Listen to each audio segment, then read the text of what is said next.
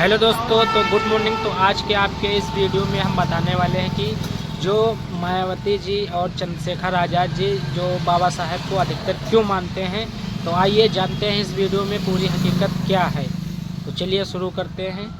सामाजिक न्याय का आधारभार में जाति व्यवस्था का विरोध किया, दलित, पिछड़े, आदिवासी और वंचित वर्ग को कानूनी अधिकार दिलाए, संविधान के जरिए बराबरी, सम्मान और न्याय की गारंटी दी। मायावती जी और चंद्रशेखर आजाद दोनों उन्हीं वर्गों की राजनीति करते हैं जिनके लिए बाबा साहेब ने संघर्ष किया। मायावती जी बाबा साहेब को क्यों मानती हैं? मायावती जी बहुजन आंदोलन की नेता हैं। वे मानती हैं कि राजनीतिक सत्ता के बिना सामाजिक बदलाव संभव नहीं।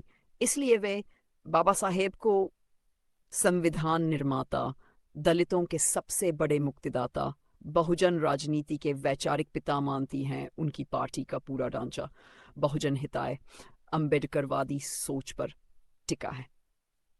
चंद्रशेखर आजाद बाबा साहेब को क्यों मानते हैं? चंद्रशेखर आजाद युवा, जमीनी और संघर्षशील राजनीति करते हैं। वे बाबा साहेब को सिर्फ संविधान निर्माता नहीं बल्कि क्रांतिकारी समाज सुधारक मानते हैं। उनके लिए बाबा साहेब शिक्षा, हथियार, संविधान, सुरक्षा, आंदोलन जरूरत। चंद्रशेखर आजाद बाबा साहेब को सड़क से संसद तक संघर्ष का प्रतीक मानते हैं। क्या दोनों की बाबा साहेब को मानने की शैली अलग है? हाँ, फर्क है। मायावती जी, चंद्रशेखर आजाद संगठित पार्टी, आंदोलन पार्टी, सत्ता के जरिए बदलाव, संघर्ष सत्ता, स्थिर राजनीति, आक्रामक युवा राजनीति, लेकिन आधार एक ही है, बाबा साहेब अम्बेडकर। बाबा साहेब को ज्यादा मानने का मतलब क्या है?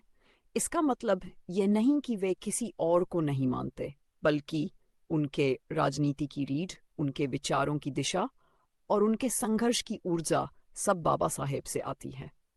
निष्कर्ष, मायावती जी और चंद्रशेखर आजाद बाबा साहेब को इसलिए सबसे ज्यादा मानते हैं क्योंकि अगर बाबा साहेब न होते तो न उनके अधिकार होते, न उनकी राजनीति, न उनकी आवाज। अगर आप चाहें तो मैं ये भी बता सकता हूँ सिर्फ नाम लेता है और कौन सच में अम्बेडकरवादी है। बाबा साहेब के किस विचार को आज सबसे ज्यादा तोड़ा जा रहा है, बस बताइए।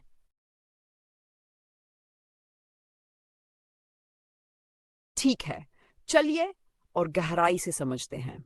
मैं इसे ऐसे बताऊंगा कि आपको बाबा साहेब प्लस मायावती जी, चंद्रशेखर आजाद तीनों की असल राजनीति और सोच साफ साफ। बाबा साहेब का कौन सा विचार इन दोनों के लिए सबसे जरूरी है? टॉमस अम्बेडकर ने कहा था, ओपन क्वोट, राजनीतिक लोकतंत्र तब तक टिक नहीं सकता जब तक सामाजिक लोकतंत्र नहीं होगा, क्लोज क्वोट। इस एक लाइन में पूरी राजनीति छुपी है। मतलब वोट मिले लेकिन सम्मान न मिले, लोकतंत्र अधूरा, कानून हो लेकिन लागू न हो, संविधान कमजोर। मायावती जी और चंद्रशेखर आजाद दोनों इसी अधूरेपन को पूरा करने की कोशिश करते हैं। बाबा साहेब किस तरह का समाज चाहते थे? जाति आधारित श्रेष्ठता खत्म हो, शिक्षा सबके लिए हो, महिला बराबरी में आए, कानून सब पर बराबर लागू हो। उन्होंने साफ कहा था, ओपन क्वोट, शिक्षित बनो, संगठित रहो, संघर्ष करो, क्लोज क्वोट। यही नारा इन दोनों की राजनीति की जान है। मायावती जी ने बाबा साहेब के विचार को कैसे अपनाया? सत्ता सम्मान। मायावती जी मानती हैं जब तक बहुजन समाज सत्ता में नहीं आएगा तब तक अफसर, पुलिस, प्रशासन नहीं बदलेगा। इसीलिए उन्होंने बहुजन समाज पार्टी बनाई, दलित, पिछड़ा, अल्पसंख्यक वोट को जोड़ा, सत्ता के शिखर तक पहुंची।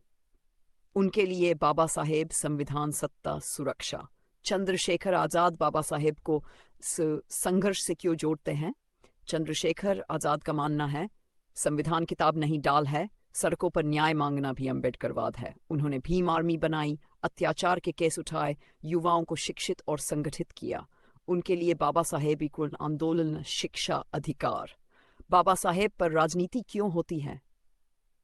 अब एक कड़वी सच्चाई, बहुत से लोग बाबा साहेब की मूर्ति लगाते हैं, जय भीम बोलते हैं, लेकिन आरक्षण काटते हैं, शिक्षा बजट घटाते हैं, मजदूर दलित कानून कमजोर करते हैं।